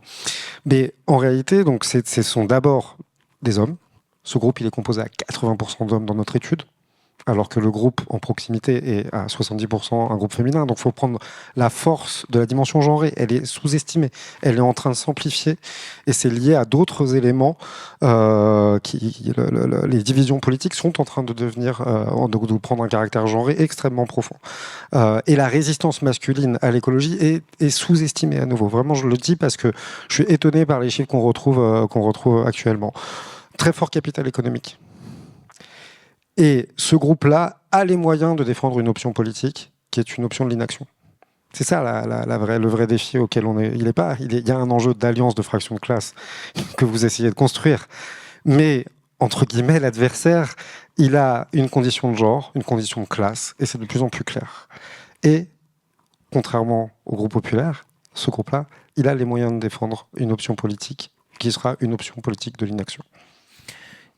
Quelque chose me dit que ce groupe n'est pas très représenté dans la salle. Et donc, je suis navré parce que ça signifie que les photos que nous nous apprêtons à voir seraient utiles précisément justement pour ce groupe que vous nous décrivez. À l'issue de cette table ronde, je vous propose de découvrir ensemble certaines des photos prises par Maude au cours de à la fois du voyage de Tara et sur l'Aquarius. Maude, je vous laisse du coup nous présenter ce travail qui va s'afficher derrière nous tout de suite. Alors, cette sélection d'images a été prise à bord du bateau Tara lors de l'expédition Tara Pacifique. Donc, Tara Pacifique a étudié le corail face au changement climatique. Ah bah c'est moi, voilà. J'étais cuistographe à bord, donc j'ai été embauchée pour faire la cuisine pour 15 personnes, pour l'équipage. Et j'ai fait 3 séjours de 2 mois, je crois, à bord. Cuistographe parce que mon métier de base est la photo, mais on va dire que l'engagement était tel que je pouvais embarquer sur n'importe quel poste à bord. Donc j'ai trouvé la cuisine et voilà. Et l'engagement, c'est vrai qu'à la base, il était, je pense, c'était un rêve d'expédition. Et puis assez vite, j'ai trouvé que la force de ce projet était dans le fait de la collecte scientifique, mais aussi justement de l'ouverture des données scientifiques et la transmission auprès des très jeunes publics et des moins jeunes d'ailleurs. Mais il y avait à chaque escale beaucoup de visites scolaires et je pense que dans tous les pays où on allait et je pense qu'il y avait une vraie je crois beaucoup en la source d'inspiration pour les jeunes publics à qui on raconte finalement notre vécu de marins et de chercheurs scientifiques. Voilà, quelques images prises entre 2 plats. C'est donc un voyage qui se déroulait dans les mers du Sud. Oui. On a vu Hong Kong. Où êtes-vous allé ?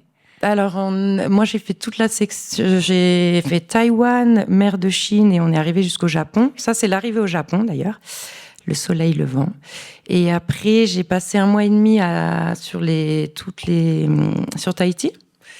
Et après, les images de chantier, c'est plutôt en France. En général, c'est au Havre. Et voilà.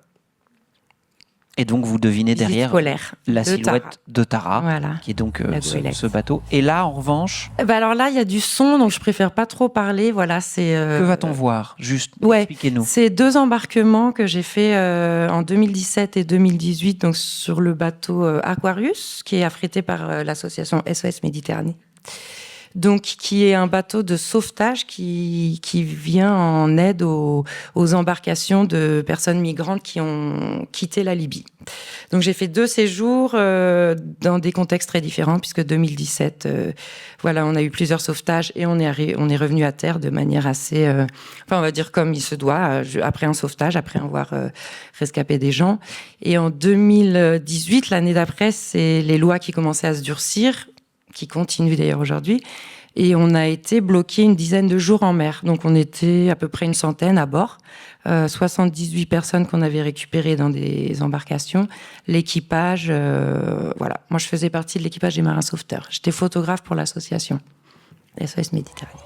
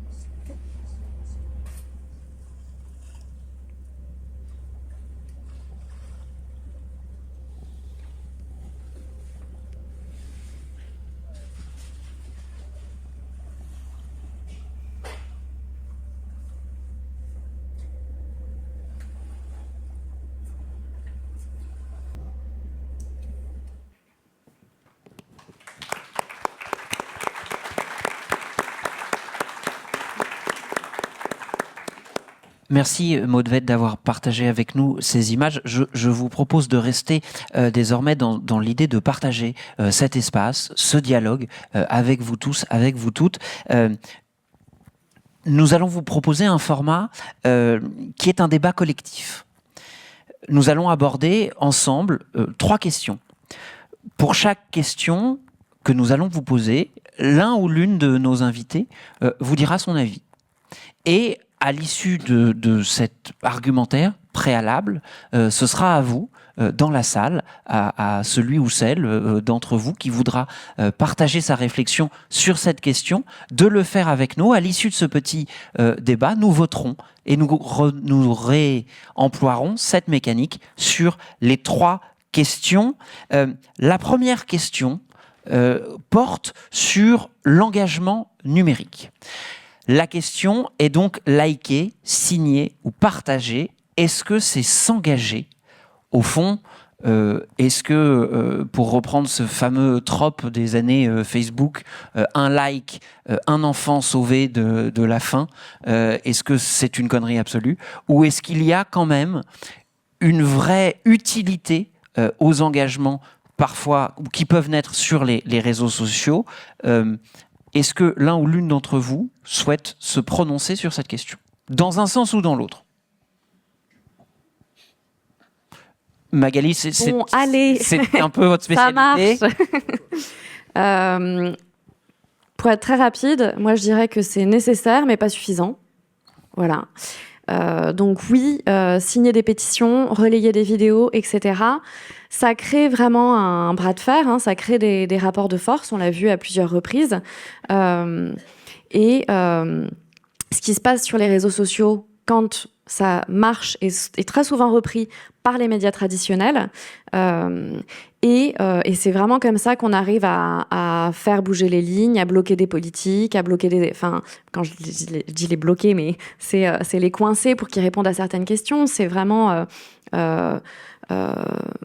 montrer combien on est aussi, se compter, nous rendre visibles.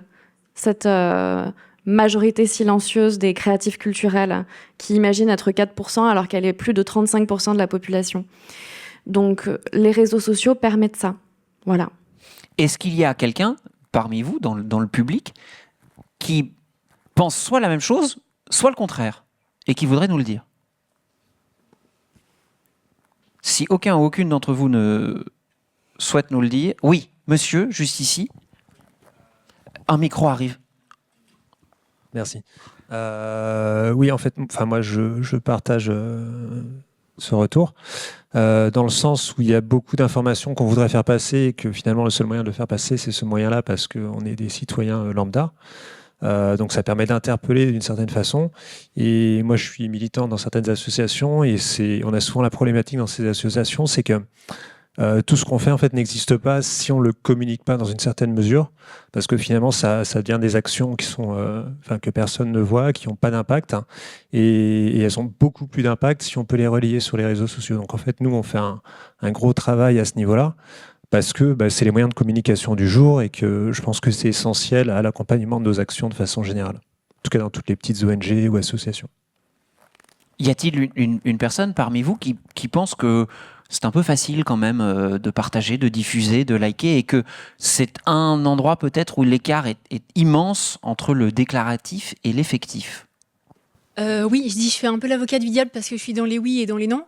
J'étais responsable pour une asso qui s'appelle Wings of the Ocean, qui fait de la dépollution plastique. Vous connaissez probablement.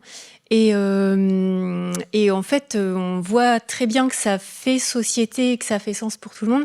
Mais d'un autre côté, il y a peut-être aussi un côté un peu facile de dire c'est bon, j'ai validé avec un clic et je garde mon... Comment dire ? Une certaine hypocrisie de se dire j'ai fait ma part depuis mon canapé et ça me dispense de trier mes déchets ou de faire d'autres choses, etc. Et je trouve que parfois, ça peut dédouaner certaines personnes de s'engager vraiment sur le terrain quand ils ont la possibilité de le faire, bien sûr. Presque un effet rebond, d'une certaine manière. Ça va, j'ai cliqué. Ouais, un peu. Ouais. Mais après, le oui l'emporte, clairement, puisque la force du collectif, on le voit, je m'occupe d'une campagne actuellement pour un voilier qui est à La Rochelle et on fait de l'insertion, du transport à la voile, etc. C'est les projets actuels. Et on voit la force du soutien des gens. Enfin, je vois concrètement ce que ça fait tous les jours, quoi. Financièrement, le truc est évident. Et chez Wings, je le voyais aussi en termes d'engagement écologique. Planter une petite graine ou dire salut, nous on fait ça, même juste par l'exemplarité, des fois ça peut fonctionner. Y a-t-il une autre personne qui souhaiterait s'exprimer sur cette question ? Je suis pas du tout rétif, au contraire. Je voulais dire que ce qui m'impressionne, c'est que avec mes amis, on a tous Instagram, mais on n'a pas du tout les mêmes comptes qu'on va suivre. C'est vraiment des bulles qui sont, j'ai l'impression, un peu hermétiques. Et quand je vais partager ou je vais liker du coup, mes amis qui sont dans d'autres bulles, ils vont pouvoir voir ces conférences, ces animations, ces actions. Et je pense que c'est important du coup de partager pour un peu éclater ces bulles sur lesquelles on est chacun sur nos réseaux. Donc je pense que c'est important. J'ai comme l'impression que ce sujet ne fait pas immensément débat. Et donc, je vous propose de voter de la même manière que vous avez voté tout à l'heure, avec vos téléphones portables, à nouveau, je navré, pour comptabiliser les votes. Même système, WooClap, liker, signer, partager, c'est s'engager. En fait, le seul suspense, c'est est-ce que vous serez 78% ou 84% à dire oui, au fond. Moi, j'ai envie de compléter quand même. Ah oui, je vous en prie. Sur le fait qu'aujourd'hui, quand même, on a un gros problème d'indépendance des médias, problème qu'on a beaucoup moins sur les réseaux sociaux, qui de facto deviennent un contre-pouvoir des citoyens. Et je rajouterais à liker, signer, partager, c'est financer aussi les médias indépendants. En fait, c'est grâce à eux aussi qu'on peut permettre de continuer à garantir notre démocratie. Donc, voilà, c'est mon invitation. À laquelle je souscris. Moi aussi. Nous allons passer donc à la deuxième question, qui peut-être sera un peu plus polémique. Notre deuxième débat porte sur les ressorts à employer pour donner envie au public de s'engager. Voici la question. Faut-il faire peur, aux citoyens et aux citoyennes pour qu'ils et elles s'engagent? En d'autres termes, est-ce que le premier contact, le premier levier doit être de faire peur, ce qui pourrait être peut-être dire la vérité. Est-ce que l'un ou l'une d'entre vous... Oui.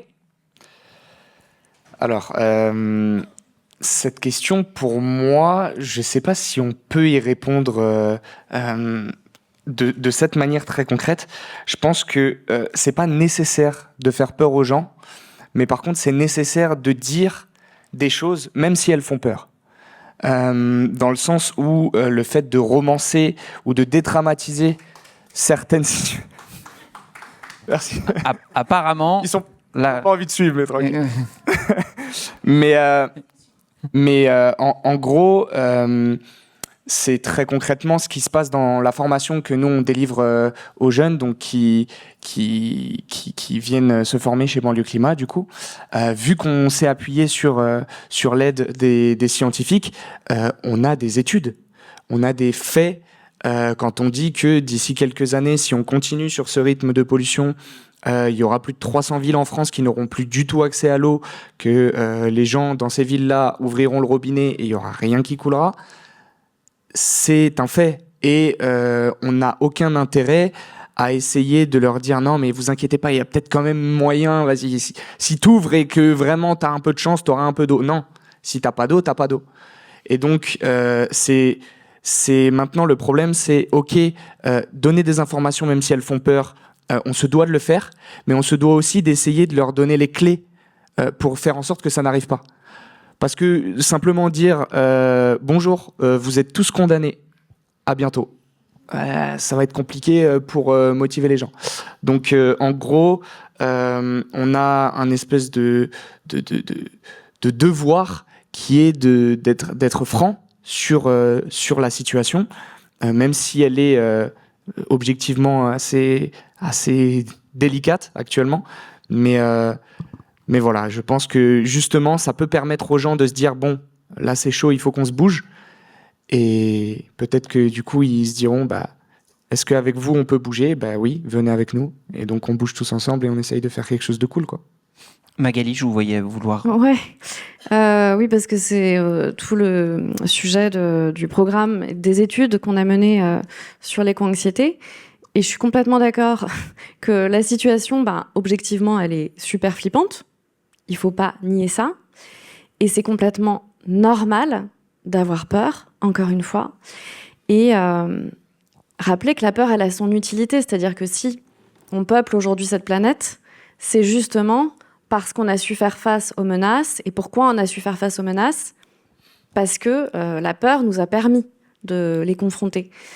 Et donc, la peur, c'est ce qui nous a permis de survivre en tant qu'espèce sur cette planète. Et tout l'enjeu aujourd'hui, c'est de l'écouter, c'est d'écouter ce qu'elle a à nous dire et d'en faire notre meilleur allié, parce que la menace, elle est bien réelle. Donc, éviter d'être dans le déni ou la sidération. Et donc, l'objectif, ça va être de la réguler. Donc, de l'accueillir et de la réguler pour éviter également qu'elle ne se transforme en sentiment de panique. Panique qui nous rend manipulables et sujet à toutes les thèses conspirationnistes, confusionnistes et extrêmes. Oui, de quoi je vous parlais, pas de toi. Hein. je me dirige vers l'extrême de ma droite, mais je ne parle pas de toi.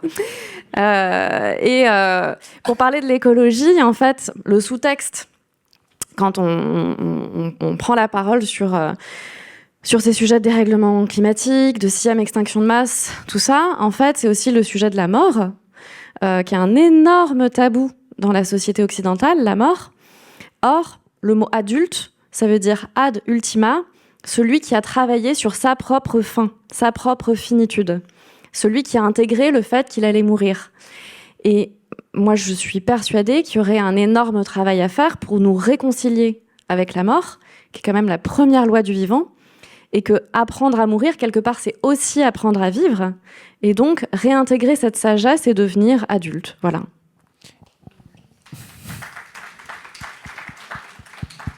Y a-t-il parmi vous quelqu'un qui souhaiterait nous dire ce qu'il pense de cette question?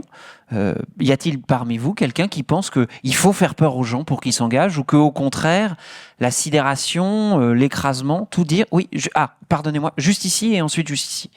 Oui, bonjour à tous.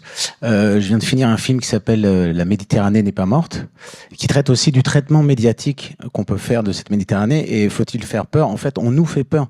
Le mainstream, le média de masse, tel le journal télévisé, tous les jours nous envoie des indications comme quoi on va mourir, c'est foutu, tout est foutu, la Méditerranée est complètement morte. Alors je prends ce sujet-là parce que c'est mon sujet en ce moment, mais c'est pour tout, en fait.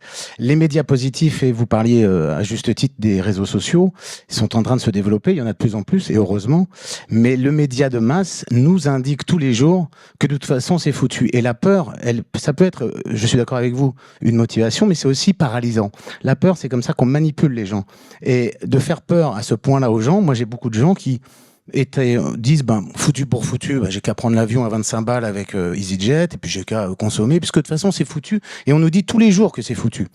Et moi j'ai envie, dans tous les films, d'ailleurs avec un spectacle que j'ai fait avec Tara qui s'appelle Le Monde du Silence Gueule, on s'appuie sur les informations positives et on donne envie aux gens de bouger et de faire des choses.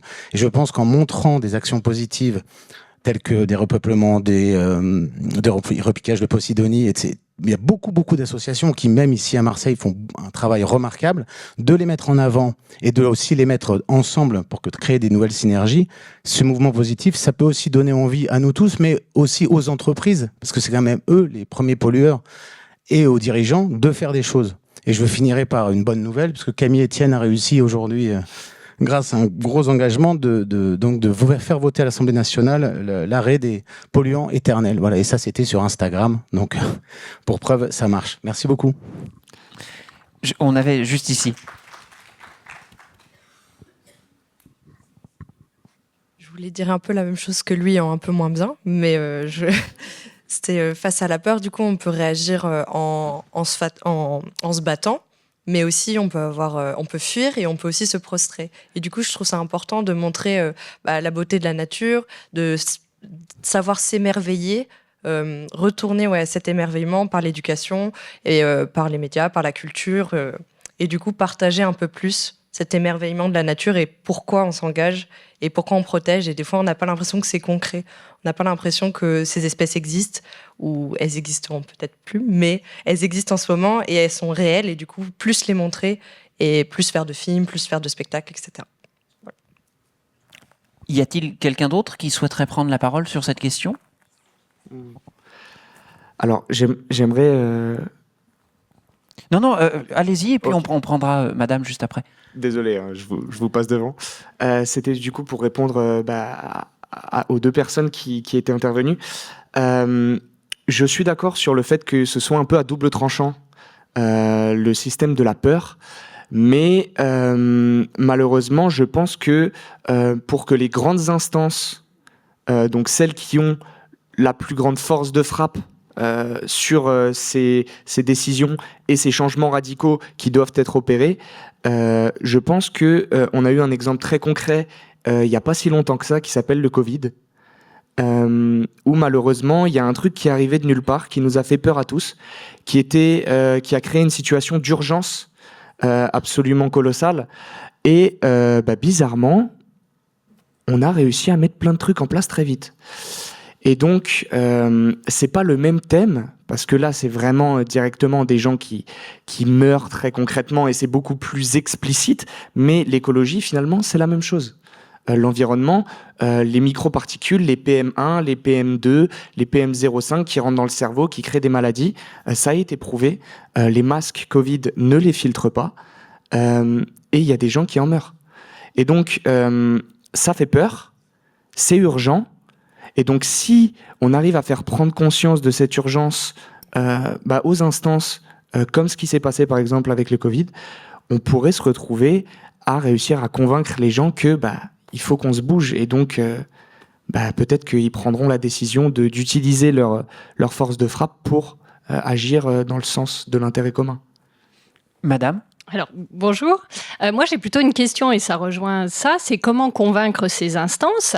Parce que là, il n'y a pas très longtemps, aux informations, ils parlaient de l'impact du climat sur ces maisons qui se fissurent, qui s'abîment et que les assurances ne prennent pas forcément en charge et donnent comme conseil de couper les arbres et d'arroser les sols. Donc, en fait, moi, je suis d'accord avec tout ce que vous dites. Je pense qu'on est nombreux à être d'accord avec ce que vous dites. Mais concrètement, comment on fait pour que les instances, ceux qui décident, ou comment on fait pour que ça change ? Est-ce que c'est la peur ? Mais à qui on doit faire peur ? Est-ce que ça rejoint ? Le micro juste derrière vous, du coup. Merci. Comme ça, ma question se rejoint en partie à celle de la dame avant moi. Donc, j'avais beaucoup apprécié les interventions de tout le monde et j'avais apprécié donc l'analyse sociologique, mais aussi les infos d'un point de vue de psychologie. Sachant que je ne suis pas psychologue de formation, il me semblait très important de prendre en compte les besoins des êtres humains, les besoins de Maslow pour parler. Donc, chacun d'entre nous, pour vivre bien, a besoin de répondre à certains besoins qui partent de manger, dormir, boire, etc., plus se sentir en sécurité, etc. Donc, je pensais les messages que les gens reçoivent par les marketing, la pub, etc., qui font appel à certains besoins et lui donnent une réponse pour répondre à ce besoin qui est d'acheter ici pour... excusez-moi, je suis un peu émue, je fais un peu de confusion. Ce que je vais dire, c'est que les citoyens lambda, nous sommes soumis à plusieurs infos. L'info écologique, quelquefois, t'es pas contente de l'écouter. Et on rentre dans les dénis parce que c'est plus facile que voir la vérité. Et on a des promesses d'être heureuse en achetant des objets ou en faisant certaines choses. Donc, parfois, ça peut être préférable d'écouter cette sirène plutôt qu'une sirène qui parle de la vérité. Donc, moi, ce que je veux dire, c'est que je pense qu'il y a aussi un rapport de force dans ce qu'on écoute tous les jours, quelles sont les infos qui arrivent dans notre cerveau et elles vont nous impacter. Ça, c'était une réflexion que je voulais faire. Dans les discours de sociologues, c'est clair que il y a un problème, je ne veux pas dire des genres, donc homme-femme, mais du masculin et du féminin. Si on parle d'un point de vue psychologique, du masculin qui est un peu, c'est quoi le mot, c'est qui est pas saine, qui est malsain, qui a subi un dérèglement lui aussi.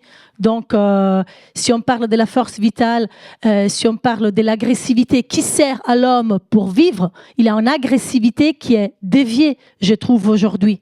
Donc, ça. Et pour revenir à ce qu'on peut faire, les rapports de force, si on regarde qu'est-ce que c'est écrit dans notre Constitution et qu'est-ce que c'est écrit dans notre loi qui règle les lois de tous les jours, il y a là aussi certaines activités d'entreprises privées qui polluent peuvent se faire parce qu'elles sont notre code civil les permet. Donc ça, c'est pas moi qui l'ai dit, il y a des études sur ça. Il y a aussi, je pense, un besoin de repenser les lois qui gouvernent notre vivre ensemble. Parce qu'aujourd'hui, la propriété privée, on a le droit de faire tout ce qu'on ne peut pas faire. Mais pourtant, on devrait mettre les principes de précaution qui est avant tout et de dire, bon, si une activité elle est susceptible d'impacter l'écosystème, la vie des personnes, elle ne pourrait pas commencer tout de suite. Et ça, je suis désolée que je l'ai mal exprimé, mais c'est un travail de Fritjof Capra qui parle de ça. Donc, il y a des choses là. Donc, c'était un ensemble de réflexions et de questions. Excusez-moi, c'est un peu long. Non, mais on est là pour ça. Je vais joindre votre question, madame, et votre dernier point dans notre dernière question que nous vous posons à vous, qui est celle, au fond, de la souveraineté collective face à l'action individuelle. C'est-à-dire, au fond, nous sommes peut-être tous et toutes ici engagés, mais à notre échelle, ce n'est peut-être pas suffisant pour avoir un seuil d'impact à la hauteur des enjeux. Et donc, la dernière question que nous vous posons, c'est: le colibri est-il l'alibi de l'inaction politique ? Le colibri, vous savez, c'est cette image, au fond, de l'action individuelle. C'est ce colibri qui prend une goutte d'eau dans son bec face à un incendie, qui va le déposer sur les flammes et qui dit à l'éléphant qui lui pose la question « Qu'est-ce que tu es en train de foutre ?» dit « Au moins, je fais ma part ». La sous-question, qui est peut-être plus importante, c'est: est-il utile de s'engager si tout le monde ne participe pas ? En d'autres termes aussi, comment est-ce qu'on peut passer le seuil de masse critique pour faire changer les choses? L'un ou l'une d'entre vous voudrait-elle ou il répondre à cette question? Yann.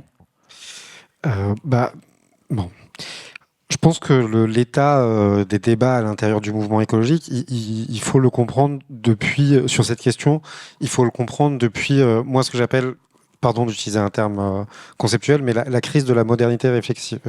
Et il va falloir l'expliquer. Je vous rappelle qu'on est dimanche. Donc très simplement, regardez, je vais essayer de le faire très simplement, mais dans les années 80-90, on a cru qu'on pouvait organiser la transition, c'est à ça qu'on voit ce concept, à partir de grands rounds de négociations internationales, qui fixait des objectifs de diminution, par exemple, des émissions de gaz à effet de serre, et qu'on allait s'appuyer sur la responsabilité sociale des entreprises, d'un côté, qui était capable de digérer ce nouvel impératif sur la base, en quelque sorte, du volontariat ou de l'incitation liée au marché à polluer, et de l'autre côté, sur la base de l'éthique du consommateur, qui lui pouvait intégrer dans son quotidien, justement, par ses gestes, une forme de responsabilité écologique aussi. Bon.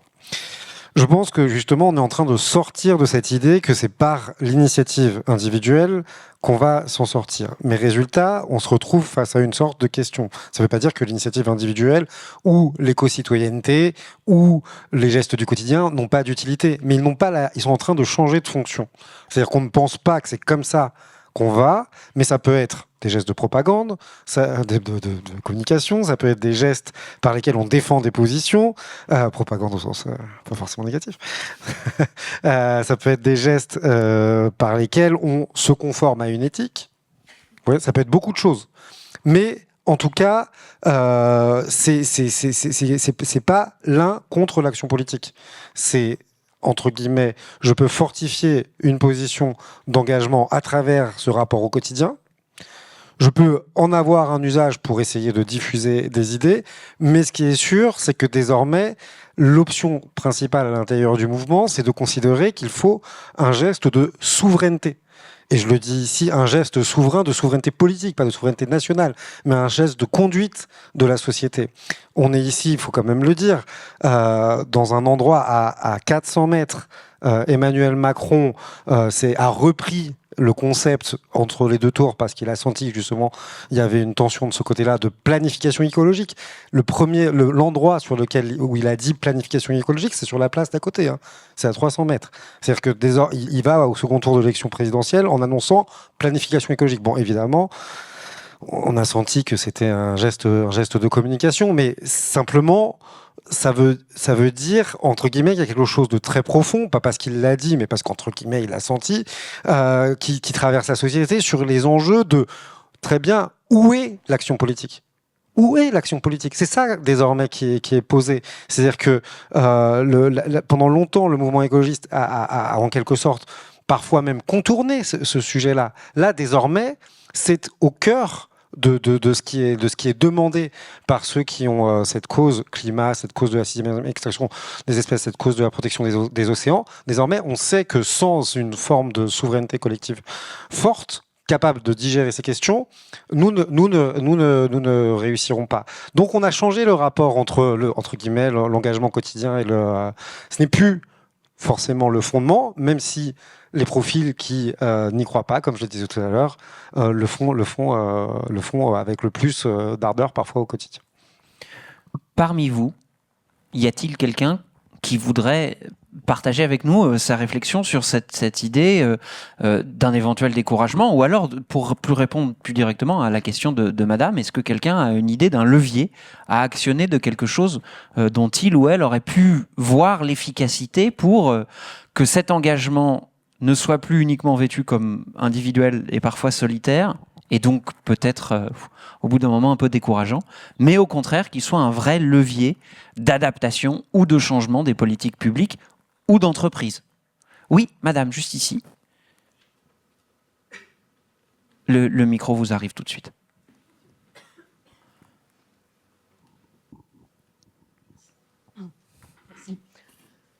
Effectivement, par rapport à ce qui vient d'être dit, on se trouve dans une situation où c'est au niveau des décisions collectives que les gros enjeux se font, et non pas au fait que je trie ou non mes déchets.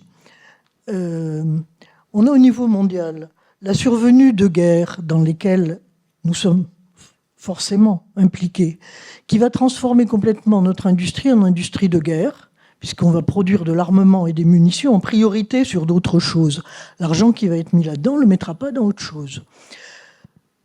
Où on est en train de retransformer, ça vient d'être dit, l'agriculture en agriculture productiviste, en faisant reculer à toute vitesse tout ce qui avait été arraché avec tellement de mal depuis des années sur une agriculture plus respectueuse et des populations, productrices et consommatrices, et des sols.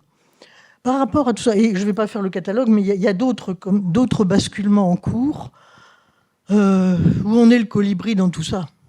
Le colibri, il est en train de passer à la casserole. C'est ce que nous disions effectivement tout à l'heure, les bonnes nouvelles sont rares. Y a-t-il quelqu'un qui pense que le colibri peut échapper à la poêle ?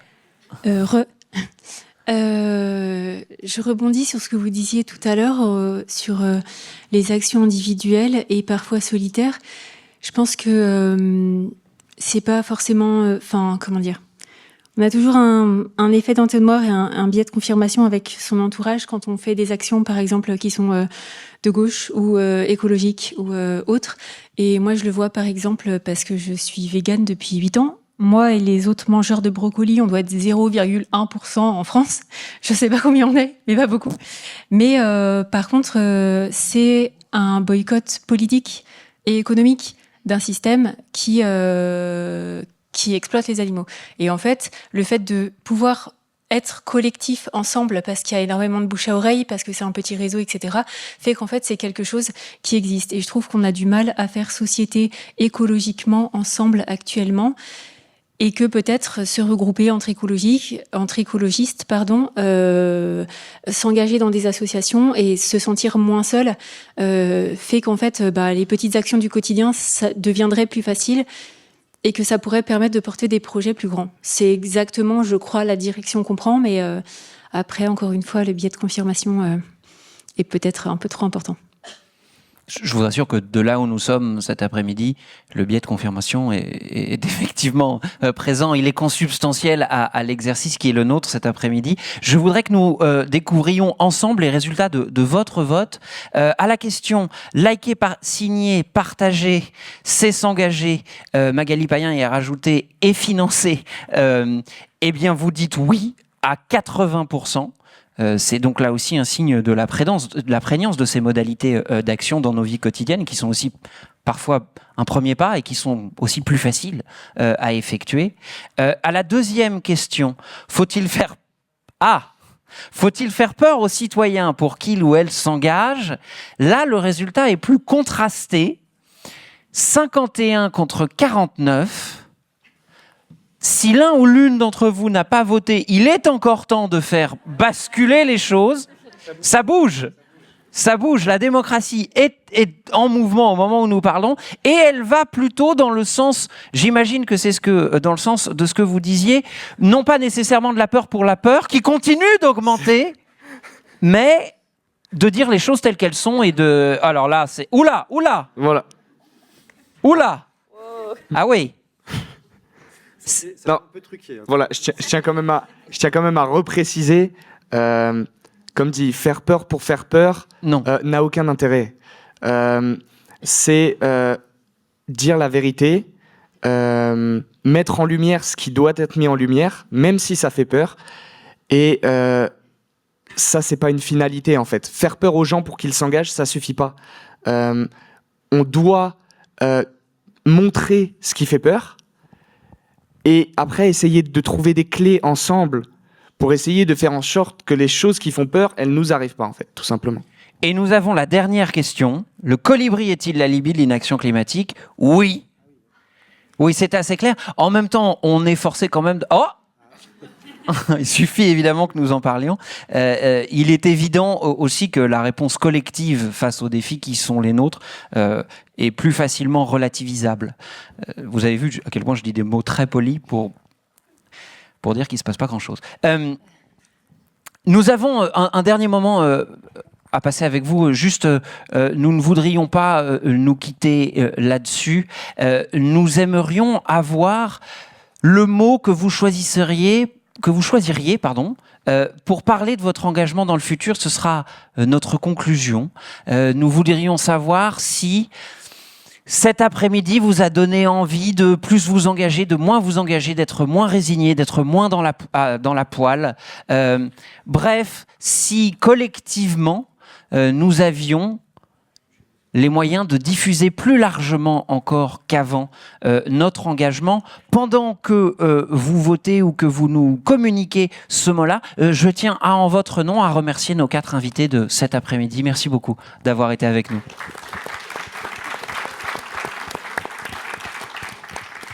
Et le temps que vous votiez également, nous allons voir le résultat de ce nuage de mots. Mais pour conclure cet après-midi, eh bien, je vous laisse à nouveau avec Myriam Thomas. Merci beaucoup. Eh bien, merci d'avoir passé ce moment avec nous. C'était déjà un engagement d'être là, un dimanche après-midi.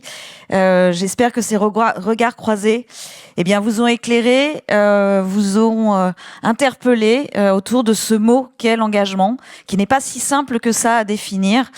Voilà, donc on espère que le premier engagement maintenant, c'est que on est tous acteurs pour changer ce nouveau récit, pour changer les choses, et on espère qu'on vous a convaincus en tout cas. Voilà, merci infiniment d'avoir été là.